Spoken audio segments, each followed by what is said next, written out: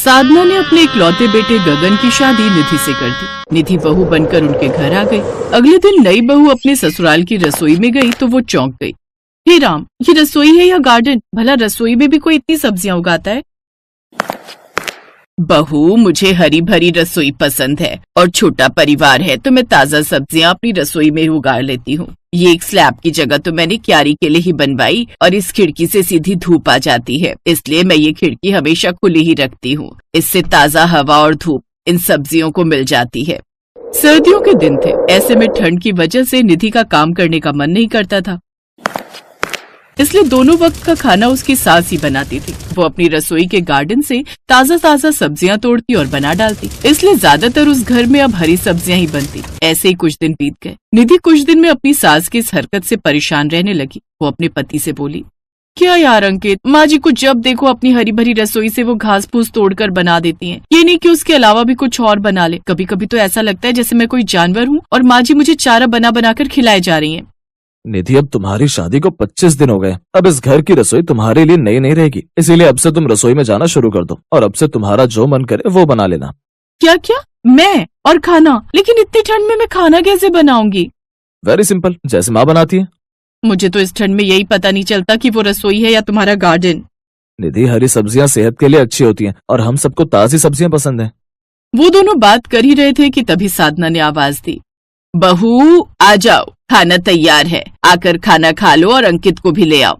लो, फिर से वही पालक, मेथी, घिया, तोरिया, कद्दू बनाकर रख दिया होगा। वो खाने की टेबल पर आई तो देखा कि सरसों की साग और मक्के की रोटी बनाई है। लो, फिर हरा साग। निधि बेटा, लगता है अब तुझे खुद ही रसोई संभालनी होगी, नहीं तो सासू माँ तुझे ये हरा हरा साग और सब्जियां खिला खिलाकर तेरे शरीर का खून भी लाल से हरा कर देगी। अगले दिन से निधि ने रसोई की कमान संभाल ली। अब वो खाने में अक्सर तरी वाली सब्जियां या चाइनीज खाना ही बनाती, जिससे सास अब परेशान होने लगी और वो बोली, बहू ने तो परेशान ही कर दिया है।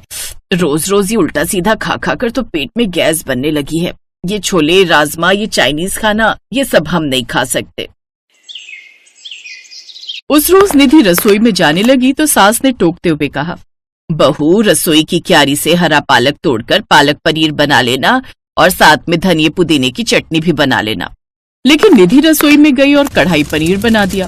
फिर उसने सबको खाना परोसा, जिसे देखते ही सास बोली, ये क्या बहू, मैंने तो तुमसे पालक पनीर बनाने को कहा था। ओफो माँ जी, पनीर ही तो खाना है, वो पालक के साथ खाओ या मटर के साथ, क्या फर्क पड़ता है? जबकि मैंने तो इसे काजू, क्रीम और दही के साथ बनाया। एक बार खाओगे तो उंगलियां चाटते रह जाओगे। लेकिन बहू, अब हमारी उम्र ये सब मसाला खाने की नहीं रह गई है। अगर मैं ऐसा ही खाना खाती रही तो जल्द ही मेरा राम नाम सत्य हो जाएगा। अब उसने सोचा, जब तक ये हरी भरी रसोई यहाँ पर रहेगी तब तक तो सासू माँ मुझसे भी ये हरी भरी सब्जियां ही बनवाती रहेगी, और इस भरी ठंड में तो मैं जितना इन सब्जियों को तोड़ती जाती हूँ उतना ये बढ़ती जाती। लेकिन अब मुझे कुछ ऐसा करना होगा जिससे ये हरी भरी सब्जियां सूखी जाए। अगर ये सब्जियों का गार्डन ही सूख जाएगा तो फिर तो सासू माँ मुझे खाना बनाने के लिए कहीं नहीं पाएगी। अब उसने जानबूझकर पानी में ज्यादा नमक घोलकर सब्जियों में डाल दिया, जिससे सारी सब्जियां गल गईं। सुबह निधि रसोई में आई तो वो मुरझाई हुई सब्जियां देखकर बहुत खुश हुई, लेकिन जानबूझकर वो चिल्लाने का ड्रामा करने लगी। हाय माँ जी, ये क्या हो गया? जल्दी आइए माँ जी, देखिए ये हमारी किचन गार्डन में क्या हुआ। साधना ने आकर जब अपनी सब्जियों को देखा तो वो बहुत दुखी हुई। हाय, मेरी ये हरी भरी सब्जियों को क्या हो गया? किसकी नजर लग गई मेरी रसोई बगिया को? मैं तो इन सबसे बहुत प्यार करती थी। अब चुप हो जाइए माँ जी, आप फिर से इसमें सब्जियां उगाकर इसको हरा भरा बना लेना। ऐसा नहीं होगा बहू, क्योंकि ये हरियाली सिर्फ ठंड में ही आती थी, क्योंकि ये सब्जियां साल भर में सिर्फ सर्दियों में ही होती थी। साधना ने फिर कोशिश की, लेकिन उसकी रसोई हरी भरी नहीं हुई। अब साधना बाहर जाकर हरी भरी सब्जियां ले आती, लेकिन एक दिन उसने देखा फ्रिज में रखी हरी सब्जियां सड़ रही हैं। लेकिन बहू उनको ना बनाकर तरीदार सब्जी बनाती। ये सब देखकर साधना को गुस्सा आया और उसने एक प्लान बनाया। वो अपनी बहू के कमरे में गई और उससे बोली, बहू, तुम हमेशा अपनी पसंद का खाना बनाती रहती हो, कभी हमारी पसंद का भी बना लिया करो। हाँ, बताइए ना माँ जी, क्या खाना है आपको? अभी तो मैं अपने लिए पालक की भुजी बना रही हूँ, लेकिन ऐसा करना, तुम सुबह नाश्ते में छोले भटूरे और दिन में राजमा चावल वो बना लेना। ये सब सुनकर निधि बहुत खुश हुई, क्योंकि उसे तो ये सब बहुत पसंद था। बस फिर क्या था, अगले दिन निधि ने वो सब बनाकर तैयार कर लिया। अब साधना इसी तरह अपने लिए हरी सब्जी बना लेती और उससे कभी राजमा चावल, कभी छोले भटूरे, कभी चाउमीन, ये सब बनवाती रहती और निधि तो बड़े मजे से ये सब खाती रहती। फिर एक दिन वो बोली, माँ जी मेरे पेट में बहुत दर्द हो रहा है, इनको मैंने बहुत जगाया लेकिन वो तो घोड़े बेचकर सो रहे हैं। अरे क्यों परेशान होती हो बहू, थोड़ी गैस बन गई होगी। एक काम करो, चाय और थोड़े पकौड़े बना लो, मौसम सुहाना हो रहा है। माँ जी यहाँ मेरे पेट पे दर्द के मारी जान निकली पड़ी और आपको खाने की पड़ी है। निधि का दर्द बढ़ते ही जा रहा था और हालत ये हुई कि वो बेहोश होकर गिर पड़ी। ये देख साधना जोर से चिल्लाई, तभी अंकित वहां आ गया। वो सभी उसे जल्दी से अस्पताल ले गए, जहाँ डॉक्टर ने उनका चेकअप करने के बाद कहा, देखिए लगता है इनके पेट में बहुत ज्यादा गैस बनी हुई है। ये दिमाग में गैस टकराने की वजह से बेहोश हुई थी और खून की मात्रा भी कम ही है। लगता है ये हरी सब्जियां नहीं खाती। तब तक निधि भी होश में आ गई थी। तुम्हें बादी वाली चीजें जैसे राजमा, छोले ये सब कम करने होंगे और ये हेल्दी यानी कि हरी भरी सब्जियां खानी चाहिए। क्या? लेकिन मैं अभी मरना नहीं चाहती। अभी मैंने इस दुनिया में देखा ही क्या है। मैं अब से ये सब बेकार का खाना छोड़कर हरी भरी सब्जियां ही खाऊंगी। डॉक्टर की सलाह और दवाइयों से निधि कुछ समय बाद ठीक हो गई। अब उसने रसोई में आकर खाद डालकर फिर से उस रसोई में सब्जियां बो दी। ये देख उसकी सास बोली, बहू ये क्या कर रही हो? माँ जी मैंने ही आपकी हरी भरी रसोई की सब्जियों में पानी में नमक डालकर उनको खराब कर दिया था, लेकिन अब मुझे अकल आ गई है। अब हर सर्दियों में हमारी रसोई खूब हरी भरी रहेगी। मुझे माफ कर दीजिए माँ जी। गलती माफ करने लायक तो नहीं थी, लेकिन जब तुम अपनी गलतियों का प्रायश्चित कर ही रही हो तो फिर मैं तुम्हें एक मौका जरूर दूंगी। अब निधि भी पूरे मन से अपनी रसोई को हरा भरा करने में लग गई और फिर उनके हो जाने पर उन्हें ताजी सब्जियों का खाना बनाने लगी।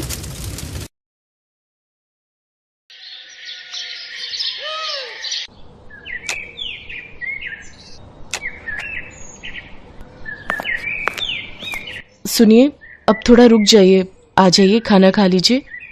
अच्छा, अब क्या बनाया है आज खाने में? करारी भिंडी, आपको बहुत पसंद है ना?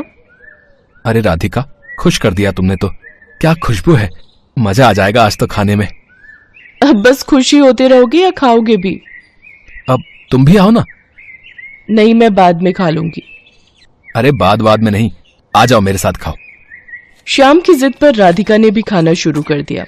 श्याम और राधिका की शादी को 5 साल हो गए थे। वो दोनों ही एक दूसरे से बहुत प्यार करते थे। श्याम एक किसान था और खेतीबाड़ी करके अपना गुजारा करता था। श्याम दिन भर अपने खेत में काम करता और राधिका घर संभालती। खाना खाने के बाद राधिका श्याम को एकटक देखती रही। अरे अब क्या हो गया, ऐसे क्यों देख रही हो? देख रही हूँ कि आप दिन भर कितनी मेहनत करते हो और आपकी इस मेहनत का फल कोई और ही ले जाता है। अच्छा, वो सरपंच की बात कर रही हो। अब बात तो साफ है ना राधिका, कर्जा लिया है तो पाटना तो पड़ेगा ही ना। बोलो। मैं सरपंच की बात नहीं कर रही हूँ, मैं तो उस किशन की बात कर रही हूँ। सारा दिन मेहनत आप करते हो और सारा मुनाफा वो लेता है। अरे तो उसमें अब मैं क्या करूं? खेती बाड़ी छोड़कर उस किसान की तरह सब्जी बेचने लग जाऊं क्या? हाँ तो उसमें बुराई ही क्या है, और उसके लिए खेती छोड़ने की भी कोई जरूरत नहीं है। मैं तो बस ये कह रही हूँ कि जो सब्जी आप उगाते हो उसे आप खुद ही जाकर बेचा करो ना। अच्छा, और खेती बाड़ी कौन देखेगा? आप ही देखोगे, और जरूरत पड़ी तो मैं मदद कर दिया करूंगी। देखो, चाहे थोड़ी कम ही खेती कर लो, पर अपनी सब्जी आप खुद ही बेचो। मुझे एक बात बताओ जरा, इस बार वो किशन टमाटर कितने में लेकर गया आपसे? अब 50 किलो निकले थे तो वही 5 रुपए के हिसाब से लेकर गया था वो। हे भगवान, आपको पता भी है कि बाजार में इस समय टमाटर का क्या भाव चल रहा है? वो आपके ही टमाटर पूरे 5 गुना महंगे बेच रहा है बाजार में। अरे पर मुझे नहीं आता ये दुकान चलाना। दुकान चलाने को कौन कह रहा है? बस आप अपनी सब्जी लेकर बाजार में बैठ जाओ, लोग अपने आप आएंगे आपके पास सब्जी खरीदने के लिए। अब ठीक है, इस बारे में हम बाद में बात करेंगे, अभी तुम घर जाओ। राधिका खाने का डिब्बा लेकर घर चली गई, लेकिन उसके जाने के बाद श्याम बहुत देर तक उसकी बात पर सोच विचार करता रहा। राधिका ने बात ठीक ही कही थी, पर तभी श्याम को सरपंच सूरजमल का ख्याल आया, जो कि 1 नंबर का खड़ूस और लालची आदमी था। दरअसल श्याम के पिता ने अपने बुरे वक्त में कई साल पहले सूरजमल से उधार लिया था, जिसके बदले में श्याम का आधा खेत सरपंच के पास अब तक गिरवी पड़ा हुआ था। श्याम उस खेत पर खेती नहीं कर सकता था, वहाँ सरपंच के लोग ही खेती करते थे। श्याम अपना खेत वापस तो पाना चाहता था, पर सरपंच से खेत छुड़वाने के लिए उसके पास पैसे नहीं थे। इसीलिए वो हर महीने किश्त के तौर पर एक रकम सरपंच को देता था। फिर अगले दिन, भैया कुछ पूछना था आपसे। हाँ भैया बताओ। मैं एक किसान हूँ, सोच रहा हूँ कि कल से मैं भी अपनी सब्जियां यहीं बेचने लगूं खुद से। हाँ हाँ बढ़िया विचार है, पर इसके लिए तुम्हें सरपंच जी से पूछना पड़ेगा और उन्हें यहाँ का टैक्स भी देना पड़ेगा। टैक्स? पर वो किस लिए? अरे ये जो तुम पूरा चबूतरा देख रहे हो ना, जिस पर सब लोग सामान बेच रहे हैं, असल में ये सरपंच के खेत पर बना हुआ है और ये चबूतरा भी उसी ने बनवाया है। हमारी मजबूरी है, इसीलिए हम सबको यहीं बैठना पड़ता है। रोज के 50 रुपए देने पड़ते हैं उस सरपंच को, और अगर ये पैसे नहीं दिए तो उसके लठैत आकर मारपीट पर उतारू हो जाते हैं। अरे ये तो बड़ी नाइंसाफी है भैया। है तो सही, पर क्या कर सकते हैं, अब जो है मैंने तुम्हें बता दिया। श्याम मुरझाया हुआ चेहरा लेकर अपने घर चला आया। उसने राधिका को सारी बात बता दी। राधिका ने कुछ देर अपना दिमाग लड़ाया और फिर, सुनो, मेरे पास एक तरीका है। अब क्या? बोलो तो। हमारे गांव के सबसे नजदीक का गांव है बिशनपुरा। आप वहां जाकर भी तो अपनी सब्जियां बेच सकते हो। वहां ये सब चक्कर नहीं है। मेरी एक सहेली रहती है वहां, उसका पति गोलगप्पे का ठेला लगाता है, उसे तो कोई टैक्स नहीं देना पड़ता। अच्छा, अगर ऐसा है तब तो ये सही रहेगा, लेकिन एक समस्या है, बिशनपुरा तक जाने के लिए कोई सड़क नहीं है, तो मैं रोज वहाँ जाऊंगा कैसे? सड़क नहीं है पर नदी तो है ना। देखो, जिस नदी के किनारे हमारे गांव बसा है, बिशनपुरा भी तो उसी नदी के दूसरे छोर पर बसा है। अब बस आपको एक नाव बनानी पड़ेगी वहां तक जाने के लिए, उसे चलाने में भी कोई खर्चा नहीं। श्याम को राधिका की बात भा गई। अगले ही दिन श्याम ने अपनी जमा पूंजी से मोटी रकम खर्च कर गांव के बढ़ई से एक बढ़िया नाव बनवा ली और फिर वो उस नाव को नदी में लेकर गया। उस दिन राधिका और श्याम बहुत देर तक नाव में नदी की सैर करते रहे। श्याम नाव चलाकर उसे बिशनपुरा तक घुमा लाया। राधिका ने देखा कि वहाँ राशन वगैरह की दुकानें तो थी, पर सब्जी की दुकानें बहुत ही कम थी, और ये देखकर श्याम और राधिका की अच्छी कमाई की उम्मीद और बढ़ गई। अगले दिन से ही श्याम अपनी नाव से सब्जियां लेकर बिशनपुरा जाने लगा। वो वहाँ जाता और सब्जी बेचता। बिशनपुरा के लोगों को भी उसकी सब्जियां पसंद आई, क्योंकि सीधे खेत से लाने की वजह से वो सब्जियां बहुत ताजी रहती थी। साथ ही श्याम सब्जियों के वाजिब दाम ही लेता था। तो इस तरह राधिका और श्याम के दिन बहुरने लगे। फिर कुछ दिनों के बाद, राम राम सरपंच जी। आ गया तू श्यामू? जी मालिक। सुना है आजकल बड़े नोट छाप रहा है। कहाँ सरपंच जी, बस 2 पैसे बच जाते हैं। मालिक, ये इस महीने की किस्त है। मैं चलता हूँ, मुझे थोड़ी जल्दी है। अरे रुक तो सही, कहाँ की जल्दी है? वैसे दिमाग तो खूब लगाया तूने, टैक्स नहीं दिया। चल कोई बात नहीं, पर अपना उधार तो चुका भाई, जो तेरे बाप ने मुझसे लिया था। अब चुका तो रहा हूँ सरपंच जी, हर महीने किस्त देकर जाता तो हूँ आपको। देख, अब बहुत हुआ, या तो तू मेरे पूरे पैसे एक साथ लौटा, वरना अपना खेत मेरे नाम कर दे, समझा? पर सरपंच जी, परवर कुछ नहीं, 3 दिन का वक्त दिया है तुझे, जा जाकर पैसों का इंतजाम कर, वरना अपना खेत भूल जा, समझा? असल में सूरजमल श्याम से चिढ़ गया था। उसे इस बात से तकलीफ थी कि श्याम उसके बाजार में सब्जी क्यों नहीं बेच रहा है, इसीलिए अब वो उसे परेशान कर रहा था। उधर श्याम को जब कोई उपाय नहीं सूझा तो उसने तय कर लिया कि वो आधा गिरवी रखा खेत सरपंच के नाम ही कर देगा। अगले दिन बहुत भारी मन से श्याम सरपंच के पास पहुंचा। हाँ बता, फिर क्या सोचा तूने? सरपंच जी, इतनी बड़ी रकम तो मैं चुका नहीं पाऊंगा, आप मुझे ले चलिए कचहरी, मैं जमीन आपके नाम ही कर दूंगा। वैसे उधार निकाल कर उसमें से कुछ पैसे बचेंगे क्या? क्यों, बस उधार ही चुकाएगा क्या? मेरा ब्याज वो कौन देगा है? ठीक है सरपंच जी, मैं कल सुबह आ जाऊंगा आपके पास, चलेंगे फिर कचहरी। उस रात श्याम को एक पल के लिए नींद नहीं आई, क्योंकि उसका आधा खेत उसके हाथों से निकल रहा था और अपना खेत बचाने के लिए फिलहाल उसके पास कोई तरीका नहीं था। तभी आधी रात को उसे बादलों के बहुत तेज गरजने की आवाज सुनाई दी। कुछ ही देर में झमाझम बारिश होने लगी। बारिश बहुत तेज थी। पूरे 4 दिनों तक वो बारिश ऐसे ही होती रही और पूरा गांव बाढ़ में डूबने लगा। कचहरी जाना तो दूर, फिलहाल कोई अपने घर से बाहर तक नहीं जा पा रहा था। बाढ़ की वजह से लोगों को बहुत परेशानियां होने लगी। किसी के घर में पीने का पानी नहीं बचा था, तो किसी के घर में अनाज खत्म हो गया। ऐसे में श्याम ही वो इंसान था जिसने सबकी मदद करने के बारे में सोचा। वो अपनी नाव की मदद से सबकी जरूरत का सामान उन तक पहुंचा रहा था। हर कोई श्याम की तारीफ कर रहा था। और फिर, अजी सुनते हो? हाँ, क्या हो गया? अरे आपने सुना क्या, सरपंच जी के घर की दीवार गिर गई है। बारिश का सारा पानी उनके घर में घुस गया है। शांता बता रही थी कि बाकी लोग तो सही समय पर निकल आए, लेकिन सरपंच जी अपने पोते के साथ घर के अंदर फंस गए हैं। अरे तो मुझे जाना चाहिए, फौरन जाना चाहिए। इतना कहकर श्याम ने तेजी से अपनी नाव चलाई।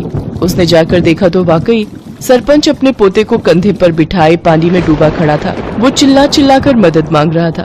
बाढ़ का पानी उसके गले तक आ रहा था, लेकिन श्याम फौरन अपनी नाव लेकर सरपंच के नजदीक गया और सरपंच और उनके पोते को अपनी नाव पर बिठाकर बाहर निकाल लाया। पूरे 3 दिनों तक सरपंच और उसका पोता श्याम के घर की छत पर रहे। जब पानी का स्तर कुछ कम हुआ तो श्याम ने सरपंच से कहा, सरपंच जी, अब रास्ते खुल गए हैं तो कचहरी चलें। बस करो श्याम, मेरी आंखें खुल गई हैं भाई। मैंने तुम्हें और तुम्हारे बाबा को बहुत परेशान किया, पर फिर भी तुमने मेरी और मेरे पोते की जान बचाई। मुझे माफ कर दो। और रही बात उस खेत की, तो वो हमेशा से तुम्हारा था और आगे भी तुम्हारा ही रहेगा। और हाँ, एक बात और, तुम्हें अब गांव में जहां और जैसे सब्जी बेचनी है तुम बेच सकते हो, वो भी बिना किसी टैक्स के। सरपंच की बात सुनकर श्याम और राधिका खुशी से मुस्कुराने लगे। बारिश थम गई थी, लेकिन उसने सूरजमल के मन पर चढ़े मैल को हमेशा हमेशा के लिए धो दिया था।